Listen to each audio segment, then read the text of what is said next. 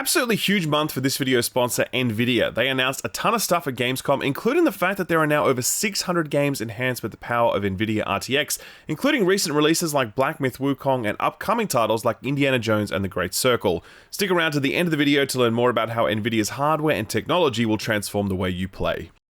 Gamers, I am back from Germany, and with Gamescom out the way, it's time to get ready for release season, the next 2 months of the year where basically every game hoping for some of that sweet holiday dollar releases. That's why September alone is serving up Astrobot and Space Marine 2 and Plucky Squire and Frostpunk 2 and a new Zelda game and so much more that I can't even list it here. Of course, I don't know how we're going to fit all that in given how much Concord we're all playing at the moment, right?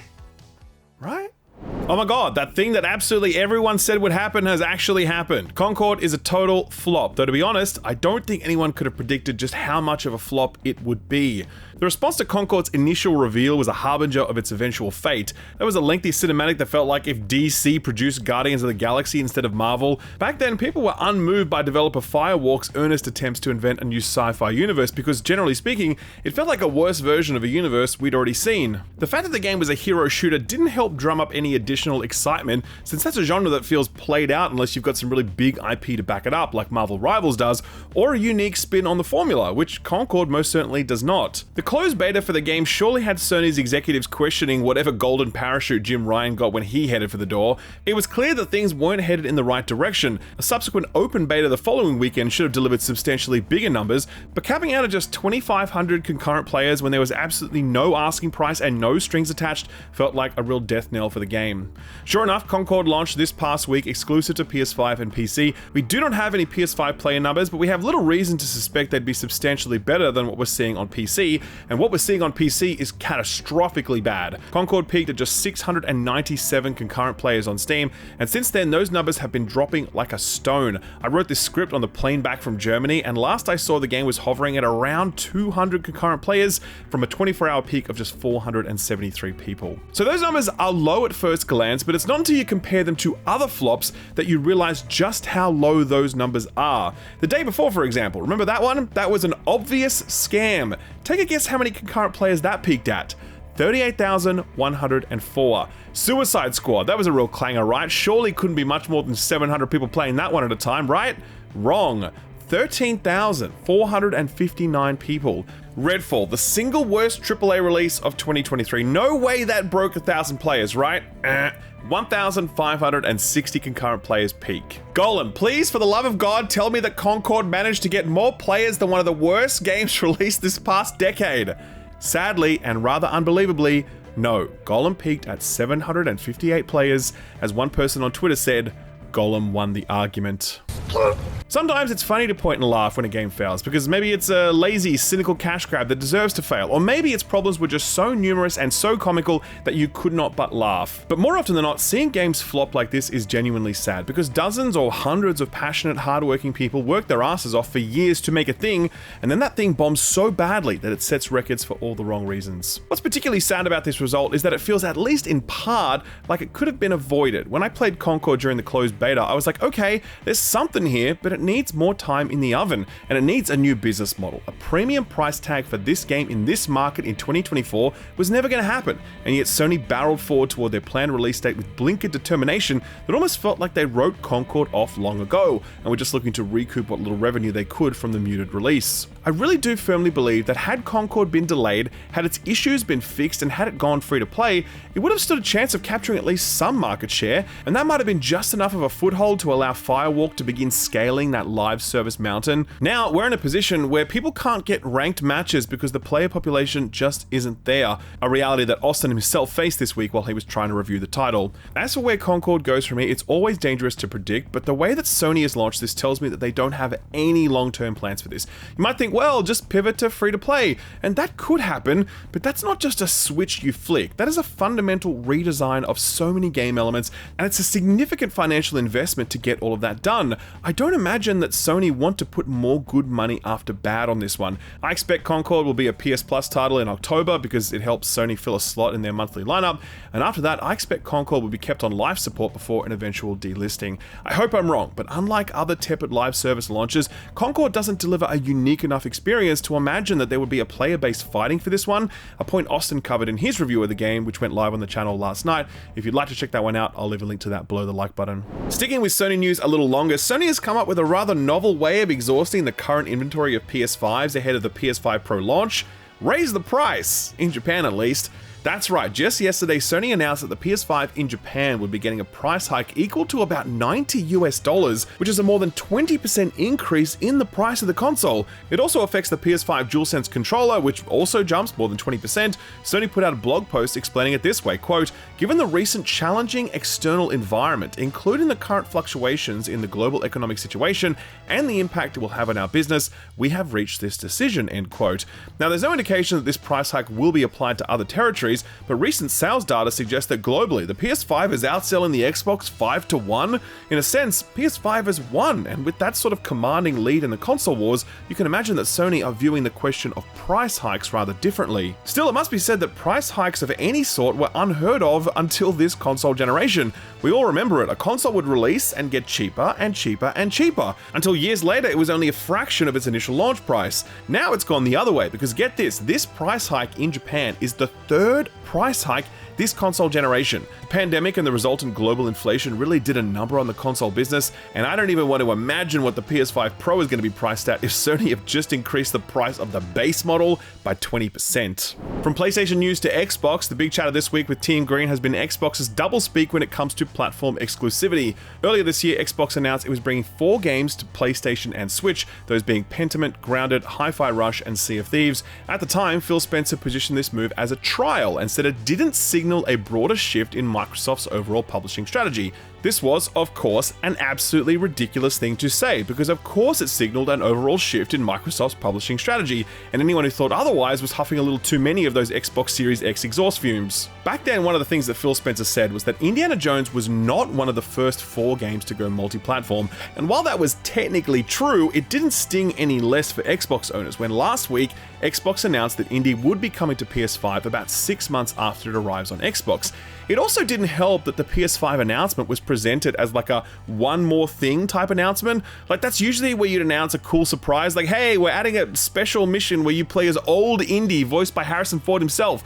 You don't use that one more thing tag to announce, hey, remember how you bought an Xbox because we promised you cool exclusives? Psych! Speaking about the backlash during an Xbox livestream, Phil Spencer said this, quote, "I think us as fans, as players of games, we just have to anticipate there's going to be more change, and how some of the traditional ways that games are built and distributed, that's going to change. That's going to change for all of us. But the end result has to be better games that more people can play. If we're not focused on that, I think we're focused on the wrong things. So for us at Xbox, health of our platform, and our growing games are the most important things," end quote.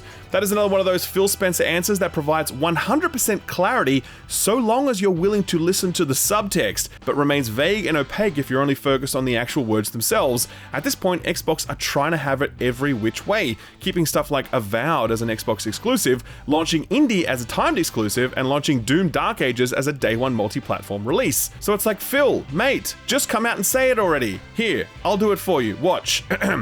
Xbox is a multi-platform publisher, and every Xbox game will come to all platforms. See? That wasn't so hard, was it? Obviously, the reason Xbox is so unwilling to say this aloud is that it renders their console rather moot when both PS5 and Switch are still pursuing exclusive-focused strategies. That's why, right now, PS5 is outselling Xbox 5-1. There's just no need to buy an Xbox when you know you can already get all of their games on other platforms, and while a focus on software publishing may be great for Microsoft's bottom line over the medium to long term, it's cold comfort for Xbox fans who bought the world's most powerful console, thinking they did so because they couldn't play Xbox games anywhere else. Speaking of world's most powerful console, did you hear that Avowed is locked to 30 FPS on Xbox Series S and X? Jesus Christ, are you kidding me with this? So, first of all, I actually played Avowed while I was at Gamescom, and no word of a lie, I loved it. It was only a small slice, but I was totally picking up everything it was putting down. I'm a fan, and I'll talk more about my impressions in the future. Just after I got out of that demo, I opened up my phone to check on the news, and bam, there it was, an exclusive secured by my friends Mr. Matty Plays and Lord Incognito during their Iron Lords podcast. Avowed was capped at 30 FPS on consoles. Take a listen. Yeah, I mean, nitty-gritty of it, performance is one of the last things we figure out, right? We are core, and I think we've announced this elsewhere, we are core targeting 30 frames per second bare minimum. Like, that's the expectation. it's a first-person single-player game. You don't necessarily need that 60 frames, and that allows us to get a lot juicier with VFX and lighting and all this other stuff. So it's a trade-off we opted to make relatively early, and we're really happy with that. I mean, the game's running pretty smooth for how visually dense it is, and that was always our goal. But as far as like a greater understanding of performance spec, we're still figuring all that out. It's one of the last things you do. So yeah. So look, I played Avowed on PC, and while I only played a portion of it and cannot judge what the rest of the game might look like, it did not immediately strike me as the sort of game where 60 FPS would be impossible. In fact, its simplified yet vibrant art style almost feels purpose-built to enable higher frame rate performance, so I was genuinely stunned to walk out of that hands-on session and read that headline. It's yet another example of a flagship first-party Xbox game not delivering 60 FPS, despite claims of being the world's most powerful console, and despite the promise of Xbox's Aaron Greenberg that 60 FPS would be the default for most games, with some games pushing as high as 120 FPS. Talk about poorly aged things. As of now, Obsidian have not said whether or not we should expect a 60 FPS mode anytime after launch, so if high frame rates are what you're chasing, you better buy yourself a PC, my friend.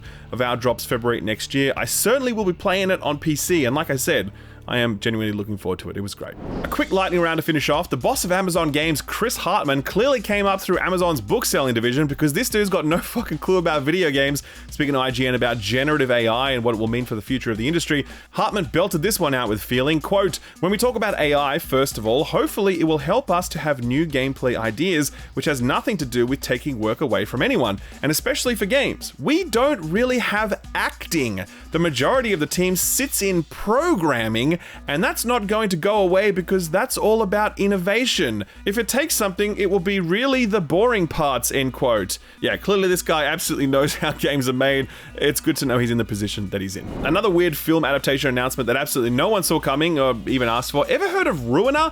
If not, I can't blame you. It's a fairly solid but niche indie action game that almost looks like an official Judge Dredd spin-off. Well, for some reason, a bunch of folks are making a movie based on it, and not just any folks. Wes Ball is set to direct. He's the guy currently working on the Legend of Zelda movie, and it's being produced by Story Kitchen, who are also working on adaptations of Dredge, Vampire Survivors, It Takes Two, Streets of Rage, and more. Kind of seems like this production house is biting off a little more than they can chew, but we'll soon see, I suppose. Some quick sales numbers to top you off. Black Myth Wukong has now sold through 10 million units, which has also put it at the number 2 most concurrently played game in the history of Steam at 2.4 million concurrent players. It's unlikely to unseat PUBG, which holds the number 1 spot at 3.2 million players, but it's still an incredible result, especially when paired with the overwhelmingly positive 96% rating that the game currently sits at with over 350,000 reviews counted.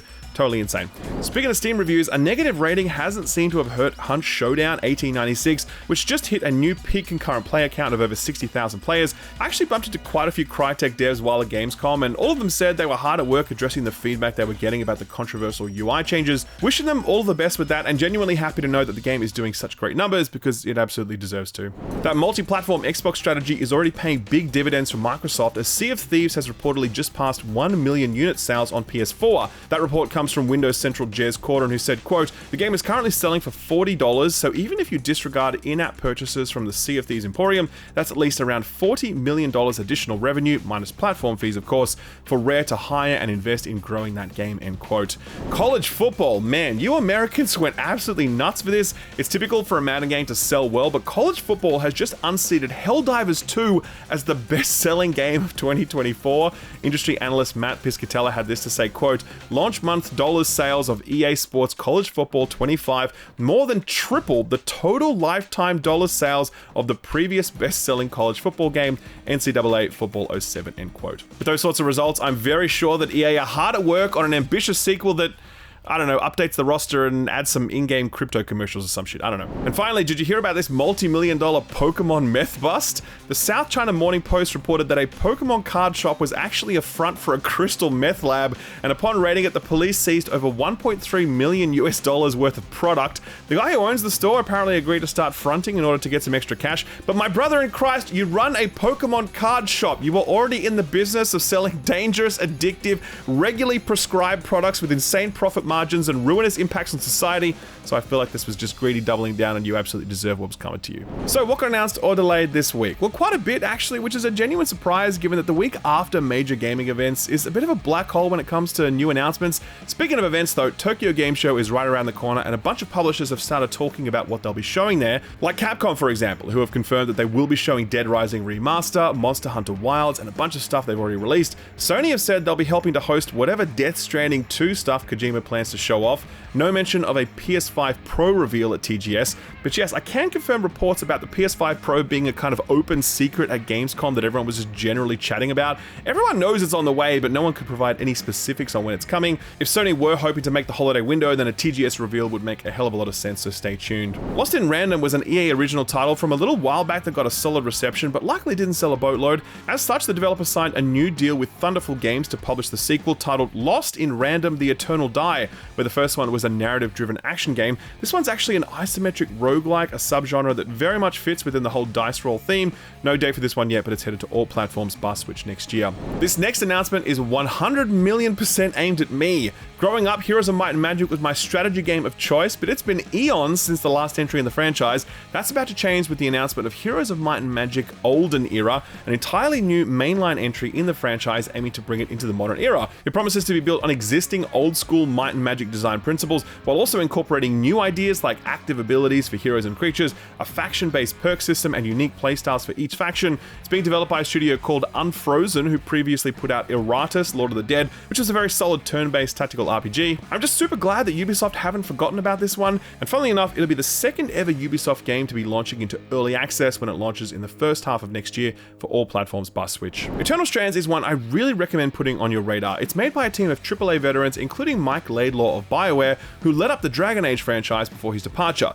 It's an action RPG with a focus on physics, allowing you to pick up and hurl objects, create gravitational vortexes, light stuff on fire, create ice walls, and tons more. I played this while I was at Summer Games Fest after Ben Starr recommended it to me, and I came away super impressed, so much so that I actually asked the team to send me a build so I can play some more of it at home. This team lost their publisher when Take-Two shuttered Private Division, and so now they are self-publishing, and I hope it comes together for them. It's hitting all platforms bar Switch sometime early next year. Redacted is the actual name of a Callisto Protocol spin-off being developed by Striking Distance Studios, the team that made the Callisto Protocol. This one isn't a survival horror though, instead it's a fast-paced top-down action roguelike with a very punchy art style. The studio is working on a bigger project at the same time, so this seems to be something to tide them over in the meantime. It's dropping pretty soon too, October 31st for all platforms bar Switch. Here's one Edmond was particularly excited about. Back in the days of the PS1 and Dreamcast, there was a series called Tokyo Extreme Racer. It was about the freeway racing scene with stuff like impromptu head-to-head battles well before Need for Speed were doing it. That series has been dormant for 18 years now, but suddenly, somehow Tokyo Extreme Racer has returned. It's being developed and published by a studio called Genki, and there's no release date for it yet, but it's exclusive to PC sometime next year. Spirit of the Samurai is one we profiled a few weeks back in our Put This On Your Radar segment, an absolutely stunning looking 2D action game with plenty of cinematic flair. Previously announced, this one now has locked in a Northern Fall 2024 release date, still exclusive to PC. Adam Fall was one I was really bummed to have missed out on when I was at Gamescom. It's the next thing from Rebellion, the studio behind the Sniper Elite games, only this one is way different since it's a survival action game set in Britain after the apocalypse, so basically just present day Britain. This one had been previously announced, but at Gamescom the developers confirmed a March 25th release date. I'm chatting with the team right now, so hopefully I can get my hands on it and give you a preview over the next little while. Risk of Rain 2 is still goated, and as of yesterday it's officially available for PS5 and Xbox Series consoles. Enjoy yourselves. Risk of Rain 2 is very special indeed, especially that soundtrack. The Dark Pictures Directive 8020 is the next thing from Supermassive Games. We missed it last week because it was revealed during the opening night live pre-show, but it was being shown behind closed doors at Gamescom, and while I didn't get in on one of those appointments, I spoke with a bunch of people who did, and they were all buzzing about it, the vibes being very reminiscent of John Carpenter's The Thing. No date for this one yet, but it's arriving sometime next year. And finally, one big announcement this week that almost seems cruel given its proximity to Concord. Valve has officially announced the existence of Deadlock, their next game release and the next game from creator IceFrog, the person who made Dota 2. That last part matters because this is through and through a MOBA, one that borrows far more from Dota and League of Legends than it does Overwatch. The game has been playable for quite some time across various closed tests, and the feedback has been near universally positive. People really do love this shit, and the player numbers back that up, with the game peaking at nearly 90,000 concurrent players. That's got a sting given that Concord wasn't able to achieve even 1% of that in its launch week. Deadlock is very likely going to be free to play upon its release, but for now it's invite only. If you're looking for an invite, best to head over to Reddit to see if someone has a spare invite laying around. 2 delay announcements this week. The first was for Vampire the Masquerade Bloodlines 2, which has been delayed for the 4,835th time. It was scheduled to arrive later this year, but will now slip into 2025. Paradox putting out a statement saying, quote, "Earlier this year, Paradox reaffirmed our commitment to delivering high-quality games to our players, and the launch update is a proactive decision derived from this commitment. Though the game is in a good enough place that we could have maintained our planned release window, Paradox and the Chinese Room collaboratively decided to prioritize polish. The Chinese Room and Paradox will continue to post frequent updates, including dev diaries, deep dives, and more," end quote. Yet another setback for beleaguered publisher Paradox. Seems like these guys really can't catch a break. The other delay announcement is one I actually saw coming. Hyperlite Breaker is the next thing from Heart Machine, the studio behind Hyperlite Drifter and Solar Ash. I played Breaker at the Summer Games Fest early this year, and while I thought it had some good elements, the package wasn't quite coming together as it had in their previous releases. Now the studio has announced that the game will miss its intended 2024 release after having missed its initial intended 2023 release date.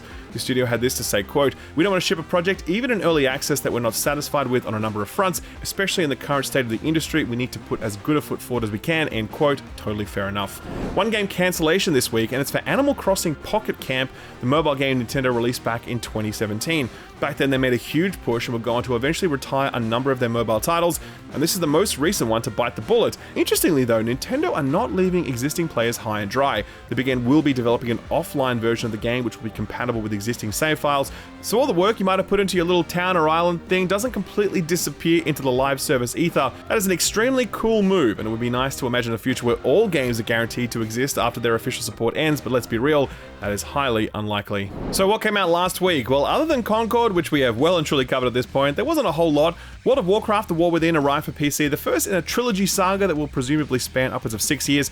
First impressions for this one seem to be universally positive. A lot of praise from media, content creators, and punters about the launch. IGN's review in progress is up and it reads thusly, quote, "I have a very good feeling about this one, guys. From the story to the environments to the new features, this is World of Warcraft firing on all cylinders. I'm not utterly blown away or anything that hyperbolic, but compared to the last expansion's launches, the warm glow of a new adventure is hitting different this time," end quote. Austin is currently reviewing Guild Wars 2, but he also likes him some WoW, and given that we'd really like him to sort of specialize in MMO reviews and coverage here on the channel, he will be reviewing The War Within very soon after that, so do stay tuned for that one. Tactical Breach Wizards was our Put This On Your Radar title from last week, and not to boast, but boy can we pick him, because Tactical Breach Wizards is currently sitting at 98% overwhelmingly positive on Steam, with over 1,000 reviews counted. It seems to have achieved that rare task of being an indie title that breaks through the noise, as various social feeds are all buzzing about how good this is. Critics too are putting it at a strong 87 on OpenCritic.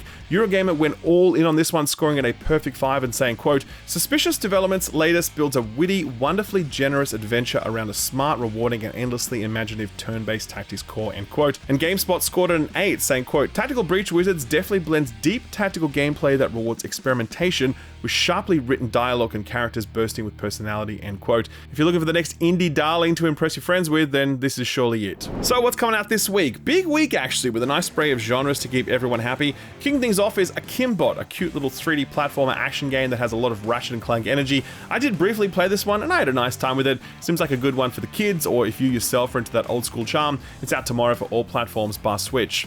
Emo The Smiling Man is the latest entry in a franchise going back over 40 years. Nintendo decided to bring this one back for reasons unknown, but hey, always interesting to see Nintendo dip their toes into more mature content. Rip Conker, we've never forgotten you. Emo The Smiling Man is a visual novel with some light puzzle solving and detective elements. Edmond played a little of it and quite enjoyed the vibe it was establishing, but yeah, you do need to be in the mood for a visual novel experience, since this one isn't offering a whole lot on the gameplay front. It's exclusive to Switch, of course, and it's out tomorrow. Gundam Breaker is yet another Gundam game. This one has a mix of single-player combat missions and online co-op, all of it with a big focus on customization, as you'd expect from a Gundam game. It's out tomorrow on all platforms bar Xbox. You thought it was just a meme, but it turns out it's a real boy, or more accurately, a real squirrel. Squirrel with a Gun arrives tomorrow exclusive to PC, channeling a lot of that Goat Simulator magic. Squirrel with a Gun is a sandbox-led experience about a rodent with a firearm and all the chicanery that entails. I do not expect this to be good, but I do expect to see some funny clips on TikTok, and honestly, sometimes that's more than enough. Visions of Mana is the first new entry in the classic RPG series in over 18 years. Unsure what possessed Square to revisit this one now, but the previews for this one have all been very positive and the gameplay out there looks lovely. It's arriving tomorrow for all platforms bar Switch. Biggest release of the week is no doubt Star Wars Outlaws, which makes the jump to launch speed on the 30th for all platforms bar Switch. Reviews for this one are actually already out, and they paint a pretty mixed picture of a game that's likely to be enjoyable for Star Wars fans, but probably doesn't have too much to offer everybody else. Right now it's sitting at a strong 77 on OpenCritic, but there's a lot of spread in those scores. Gene Park from the Washington Post, for example, quite enjoyed it, scoring at 3 out of 4 stars and saying, quote, "Outlaws juggles many priorities on its way to appease a fickle, frustrated Star Wars audience. I know what I'm doing," she assures a worried comrade. Like Kay, Ubisoft may stumble here and there, but it knows what it's doing, end quote. On the other end of the spectrum is stuff like the Eurogamer write-up, which scored at 2 out of 5 stars and clearly didn't have much affection for it. Quote, "The result is a series of quite painful comparisons. It lacks the branching, open stealth of an Arkham game, the systemic options of a Dishonored, or the incisive, relentlessly satisfying speed of picking enemies off in Assassin's Creed. It lacks the linear polish and charisma of Uncharted, lacks the animation flow to its yellow ledge platforming next to a Horizon, or the sheer joy of taking platforming and making it into an actual game in itself in Star Wars Jedi. And somewhat nightmarishly for Ubisoft Massive, which couldn't have known about this when committing to it at the time, Outlaws opts to tell a Star Wars high story in a world after Andor, which has already done so with such sensitivity, humanity, and precision that K & Co's cameo-ridden non-event is unfortunately left feeling light years behind, end quote, ouch. I'm actually working on this one at the moment since I played a bunch of it on my laptop during the flight home. I'm still making up my mind about where I'm landing on all this, but I definitely have some issues with it, for sure. I'm kind of hoping that the ending delivers a sort of crescendo that I'm hoping for. I don't know though. Either way, I'll let you know exactly what I think about it after I've rolled credits. Samaran 6 is the next thing from Devolver Digital, a real-time stealth action game. If you're into that sort of thing, it arrives September 2nd, exclusive to PC. The casting of Frankstone is really interesting for a bunch of reasons. Firstly, it's being made by Supergiant, the studio behind Until Dawn, The Quarry, and that new project they were showing off at Gamescom this year. Secondly, it's being published by Behaviour Interactive, the studio behind Dead by Daylight, and the reason they're publishing it is that the casting of Frankstone is actually a spin-off set in the Dead by Daylight universe. It's a single-player survival horror game aiming to broaden out the Dead by Daylight world, and it's just kind of awesome to see Behaviour pushing into this territory. If you're at all interested to check it out, it arrives September 3rd for all platforms bar Switch. Harry Potter Quidditch Champions is, I guess, the reasons why Hogwarts Legacy didn't have any Quidditch in it. It's a totally separate standalone experience that allows you to experience the thrill of broom riding from the comfort of your couch. It's got single player as well as 3-player online co-op, but no mention of PvP, which seems rather curious when we're talking about a sports adjacent game. Regardless, I'm certain this will sell a truckload. It's hitting all platforms bar Switch on the 3rd. And finally, ever dreamed of being a space trucker who didn't get assigned to the Nostromo? Well, you might like Star Trucker, a new game about hauling big loads across the vast expanses of space. These sorts of games are disgustingly popular in their terrestrial forms, so there's every reason to suspect that an interstellar version will be equally as popular. It's all about avoiding asteroids, managing your fuel levels, and just listening to your radio, so if that sounds like your warp speed, it's hitting all platforms bar Switch on the 3rd. One other game dropping this week that we haven't talked about yet, and it's one that Edmond is particularly excited about. Tell you what, Edmond, why don't you put this on their radar?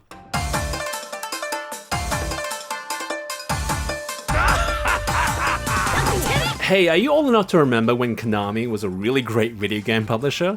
And remember how they left their great franchises like Castlevania and Suikoden to just completely languish, leaving the original creators to go make spiritual successors instead?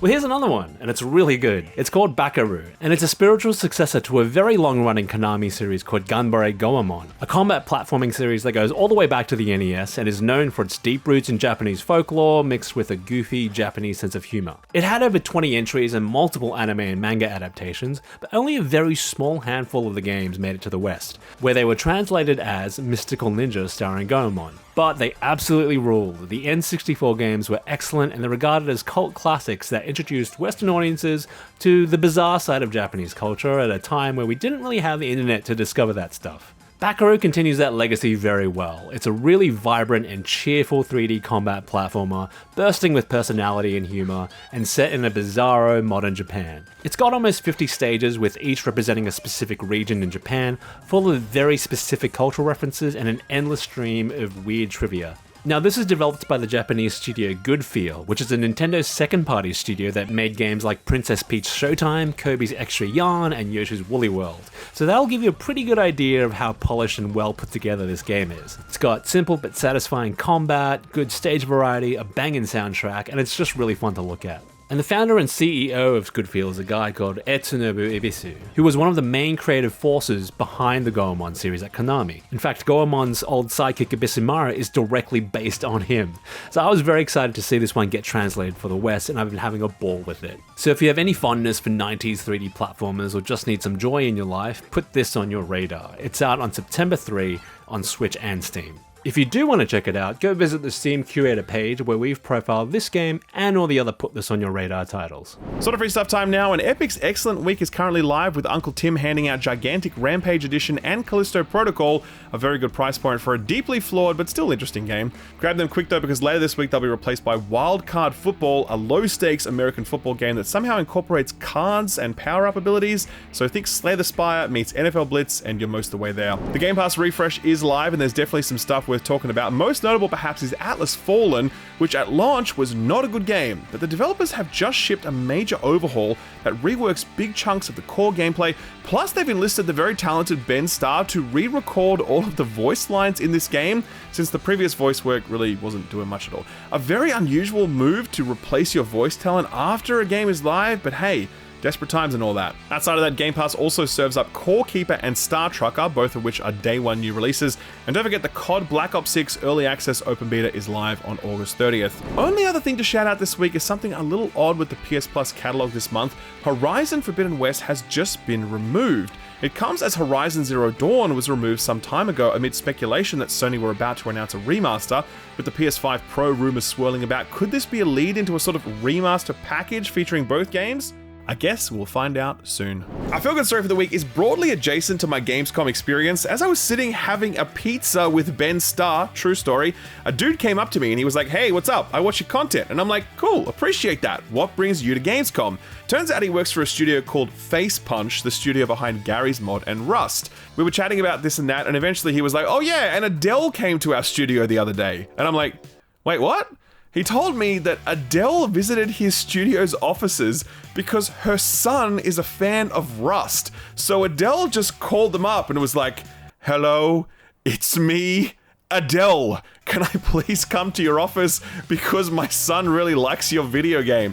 And of course they said yes, because you want to meet Adele, right? Like, of course you'd say yes. The studio posted proof of it on LinkedIn of all places. Adele, her son, and a bunch of people from the studio just thinking to themselves, the last time we heard from a musician, it was the skibbity toilet guy denying that he was DMCA striking us. So this is likely a better brush with fame than that. Alright, ladies and gents, we are done. Don't forget to check out Austin's Concord review, which is live on the channel right now. And stay tuned for my Star Wars Outlaws review, which will be live later this week. After that, we're staring down the barrel of Astrobot and Space Marine 2. So it's going to be a huge couple of weeks on the channel. If you want to be here for it, then be sure to subscribe and ding that notification bell. Don't forget to drop this video a like if you enjoyed yourself. Always appreciate that. Have a fantastic week. Stay out of trouble. And a big thanks to this week's sponsor, Nvidia.